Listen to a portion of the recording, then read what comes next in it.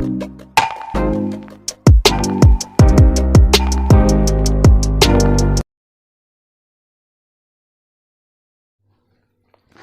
दोस्तों, मैं मनमोहन सप्ता आज लेकर आया हूं आपके सामने 16/3/2021 से जुड़ी समसामयिक घटनाएं। इनके द्वारा आज हम देखेंगे 10 क्वेश्चन जो कि आपके कॉम्पिटिटिव एग्जाम के लिए काफ़ी महत्वपूर्ण साबित होंगे। तो चलिए देर न करते हुए शुरुआत करते हैं आज के पहले प्रश्न की। पहला प्रश्न है हमारा, किस राज्य में भारत के अब तक के सबसे बड़े फ्लोटिंग सोलर पावर प्लांट को विकसित किया जा रहा है? तो किस राज्य में अब तक के सबसे बड़े, यानी बात करें अब तक के सबसे बड़े फ्लोटिंग सोलर पार्क का उद्घाटन किया जा रहा है, विकसित किया जा रहा है। तो अब तक का सबसे बड़ा जो फ्लोटिंग पार्क बनाया जा रहा है वो तेलंगाना के भद्रापल्ली जिले के रामगुंडम में बनाया जा रहा है। ये जो सोलर पावर प्लांट होगा ये अब तक का सबसे बड़ा पावर प्लांट होगा। बात करते हैं ये फ्लोटिंग पावर प्लांट क्या होता है। तो फ्लोटिंग पावर प्लांट का मतलब होता है तैरता हुआ, यानी ऐसा पावर प्लांट जो तैरता है। तो इसका संचालन जो इसको विकसित किया जा रहा है वो किया जा रहा है एनटीपीसी द्वारा, नेशनल थर्मल पावर कॉरपोरेशन द्वारा इसका संचालन किया जा रहा है, जिसकी स्थापना हुई थी 1975 में। एनटीपीसी की स्थापना 1975 में हुई थी। ये एक महारत्न कंपनी है जिसके अध्यक्ष हैं गुरदीप सिंह। ये जो अब तक का सबसे बड़ा फ्लोटिंग पावर प्लांट बनाया जा रहा है ये तेलंगाना के भद्रापल्ली जिले के रामगुंडम में बनाया जा रहा है। इसी प्रकार से देखा जाए तो ओंकारेश्वर बांध पर, यानी ओंकारेश्वर बांध जो बनाया जा रहा है वो भविष्य में सबसे बड़ा फ्लोटिंग पार्क होगा, सबसे बड़ा फ्लोटिंग पावर प्लांट होगा। ओंकारेश्वर बांध नर्मदा नदी पर मध्य प्रदेश में बनाया जा रहा है। आशा करता हूं आपको ये क्वेश्चन समझ में आया होगा। चलते हैं नेक्स्ट क्वेश्चन की ओर। नेक्स्ट क्वेश्चन हमारा, किस जानवर के लिए रिहैब परियोजना संचालित की जा रही है जिसका उद्देश्य संबंधित जानवर व मानव का संघर्ष कम करना है? तो रिहैब परियोजना जो है वो इसमें मधुमक्खियों का प्रयोग करके मानव और हाथी के बीच में होने वाले संघर्ष को कम करने की कोशिश की जा रही है। यानी हम देख सकते हैं कि मनुष्य और हाथी के बीच में जो संघर्ष हो रहा है उसको मधुमक्खी के द्वारा इसको कम करने की कोशिश की जा रही है। इसलिए यह परियोजना कर्नाटक के कोडागु जिले से की जा रही है, क्योंकि कर्नाटक में ही नागरहोल टाइगर रिजर्व है। इसकी शुरुआत 15 मार्च 2021 को की जा रही है। इसकी शुरुआत 15 मार्च 2021 को की जा रही है। इसकी फुल फॉर्म देखते हैं, रिहैब परियोजना क्या है। रिहैब परियोजना आप समझ चुके हैं क्या होती है। तो इसकी फुल फॉर्म है reduce elephant human attack using बीज, यानी कि जो मानव और हाथी के बीच में जो संघर्ष हो रहा है ना, उसको कम करने के लिए एक बॉक्स, यानी कुछ बॉक्स का प्रयोग करके, जिसमें क्या होंगे मधुमक्खियों का प्रयोग करके इस संघर्ष को कम किया जाएगा। देखते हैं इससे रिलेटेड कुछ प्रश्नों की तरफ चलते हैं और इसका आंसर हो जाएगा हाथी। तो ये किससे संबंधित है? हाथी से। तो हम बात करते हैं विश्व हाथी दिवस कब मनाया जाता है। तो 12 अगस्त को विश्व हाथी दिवस मनाया जाता है। इसी दिन अंतर्राष्ट्रीय युवा दिवस भी मनाया जाता है। अगले क्वेश्चन देखते हैं। अगला क्वेश्चन मतलब इससे रिलेटेड क्वेश्चन है, भारत का राष्ट्रीय धरोहर पशु कौन सा है? तो भारत का राष्ट्रीय धरोहर पशु है हाथी। अन्य क्वेश्चन की बात करें तो अन्य क्वेश्चन है हमारे, कर्नाटक का नया जिला, हाल ही में कर्नाटक का नया जिला बना है विजयनगर। कोलार की खान तथा धारवाड़ की चट्टान भी कर्नाटक में पाई जाती हैं। जोंग जलप्रपात ये भी कर्नाटक में है और ये शरावती नदी पर स्थित है। आशा करता हूं आपको ये भी क्वेश्चन समझ में आया होगा। चलते हैं नेक्स्ट क्वेश्चन की ओर।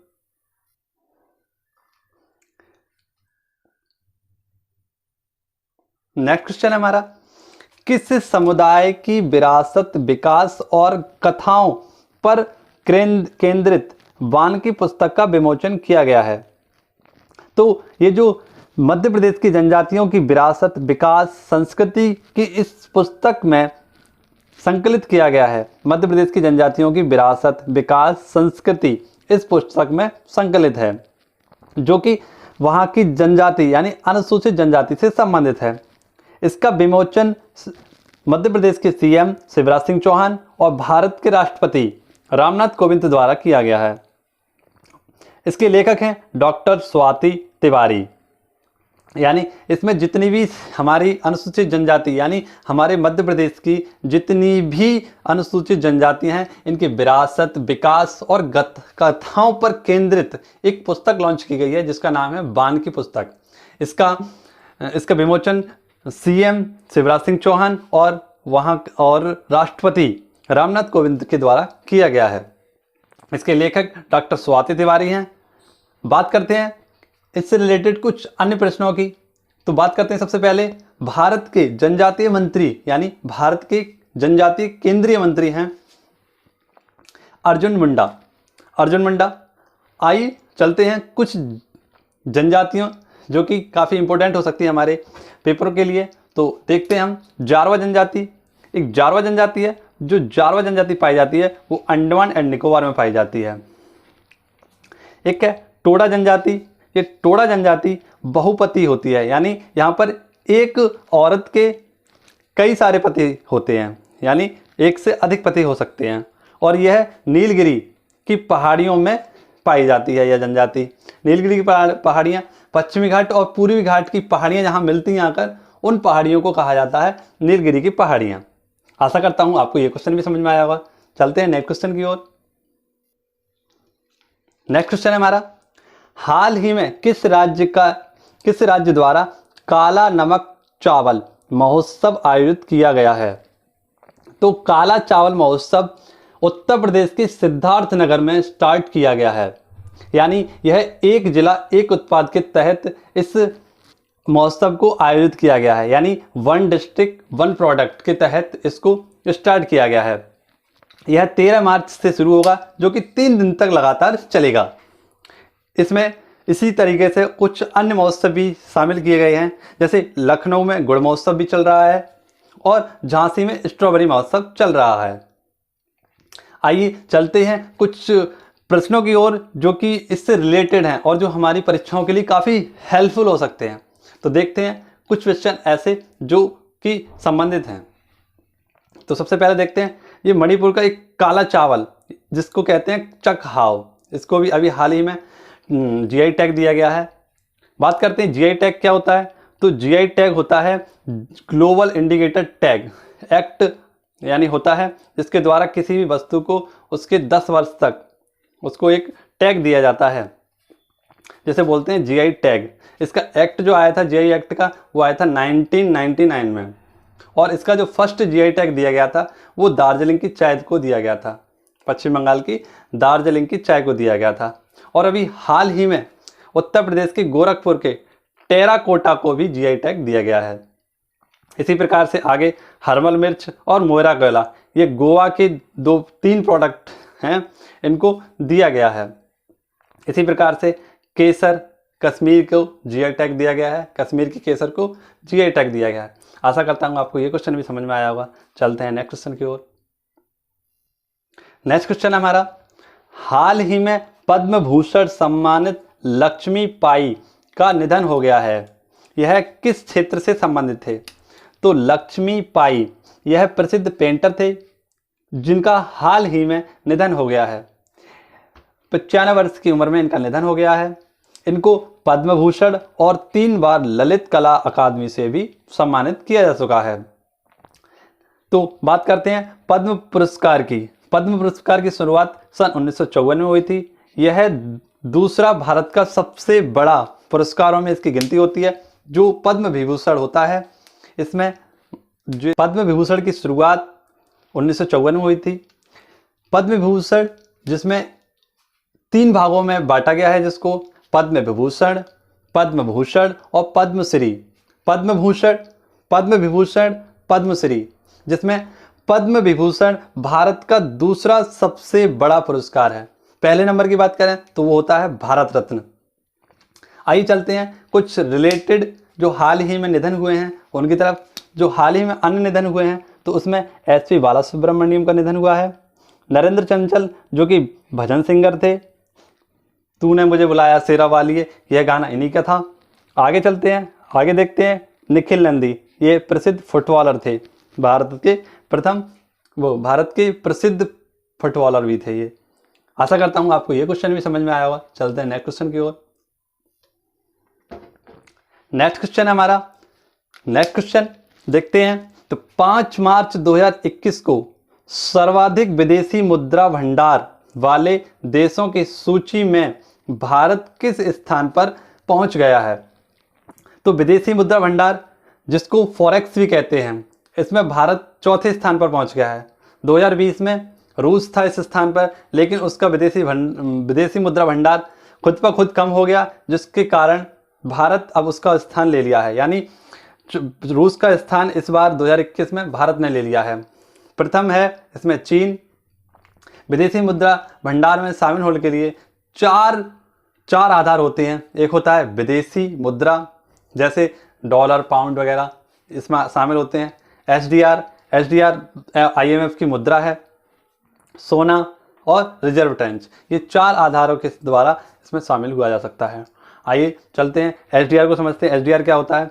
तो एसडीआर होता है स्पेशल ड्राइंग राइट, जैसे पेपर गोल्ड भी कहते हैं।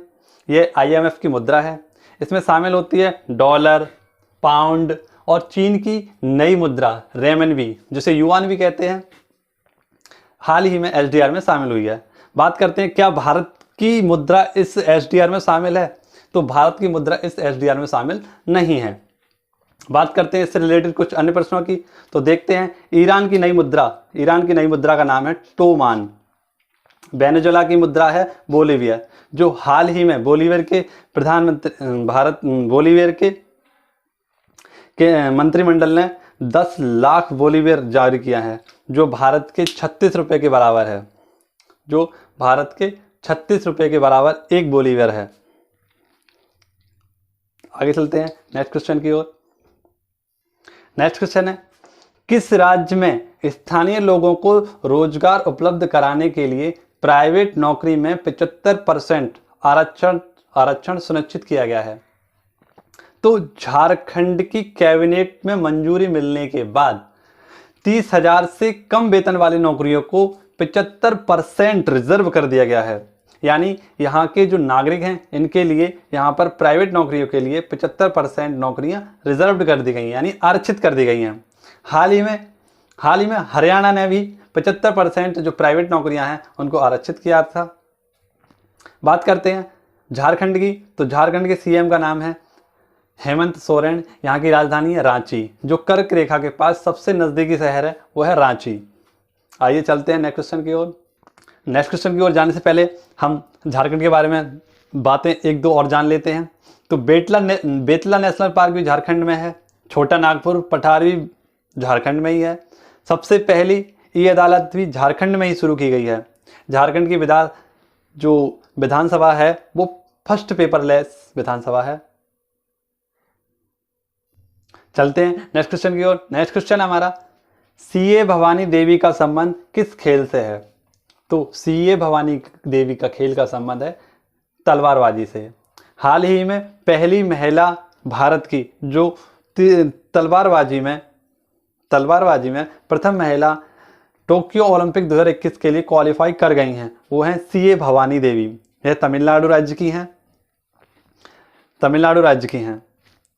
चलते हैं कुछ नेक्स्ट इससे रिलेटेड कुछ नेक्स्ट होंगे।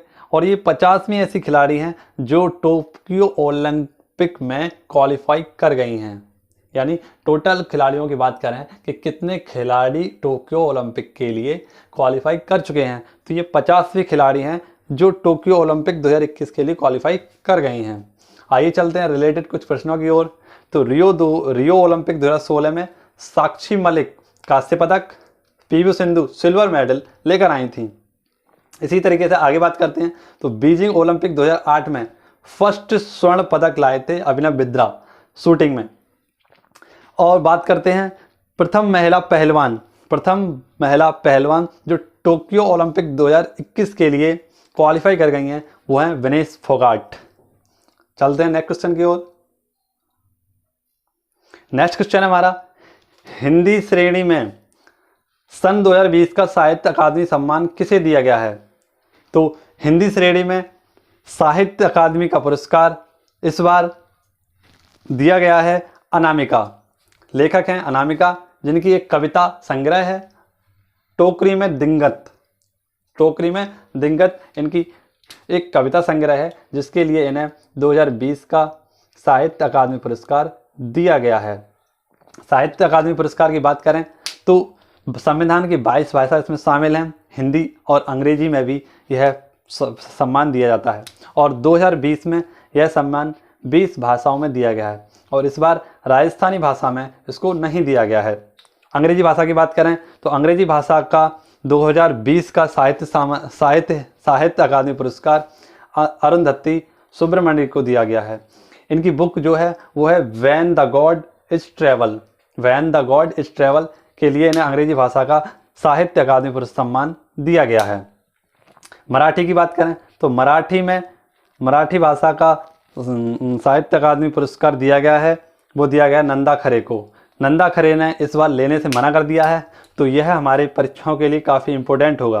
इसे हम इंपॉर्टेंट टिक करेंगे, इस सवाल को भी हम इंपॉर्टेंट टिक करेंगे, क्योंकि यह किसी भी परीक्षा में आने के लिए बहुत ही ज़्यादा इंपॉर्टेंट है। चलते हैं नेक्स्ट क्वेश्चन की ओर। आशा करता हूँ आपको ये क्वेश्चन समझ में आ रहे होंगे। चलते हैं नेक्स्ट क्वेश्चन की ओर।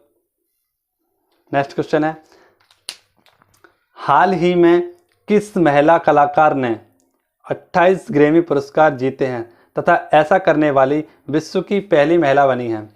तो जो ग्रैमी पुरस्कार दिया जाता है वो दिया जाता है संगीत के क्षेत्र में। संगीत के क्षेत्र में ग्रैमी पुरस्कार दिया जाता है और 2021 में 4 ग्रैमी अवार्ड जीतने के साथ साथ इन्होंने अब तक 28 ग्रैमी अवार्ड्स जीत लिए हैं। वो हैं पहली महिला ब्रियांसे। इन्होंने अब तक 28 ग्रैमी अवार्ड जीत चुके हैं, जो महिलाओं में फर्स्ट हैं। 2021 में बात करें तो 2021 में टेलर स्विफ्ट ने भी अपनी एक एल्बम के लिए ग्रैमी अवार्ड जीता है। इनकी एल्बम का नाम है बेस्ट एल्बम। इनकी जो बेस्ट एल्बम है उसका नाम है फॉकलोर। एक पुरुष की बात करें तो सर्वाधिक पुरुषों में ग्रैमी अवार्ड पुरस्कार जीतने वाले पुरुष हैं जिन्होंने 31 अवार्ड अब तक जीत चुके हैं। पुरुष हैं सर जॉर्ज सॉल्टी हंगरी के हैं, जिन्होंने सर्वाधिक ग्रैमी अवार्ड जीतकर रिकॉर्ड बनाया है। 31 अवार्ड अब तक ये जीत चुके हैं। आज की आपको सीरीज ये समझ में आई होगी, पसंद आई होगी। अगर आपको ये सीरीज करंट अफेयर से संबंधित प्रश्न मेरे समझ में आ रहे हों तो लाइक करें, सब्सक्राइब करें और वीडियो को लाइक करें। और अपने सुझाव, अपने कुछ ऐसे सुझाव जो मेरे लिए कामगार हों और आप लोगों के लिए मैं कुछ सुविधापूर्ण कर सकूं, तो उसके लिए आपको कमेंट करना होगा, मुझे बताना होगा। धन्यवाद। वीडियो को लाइक करें, चैनल को सब्सक्राइब करें। धन्यवाद।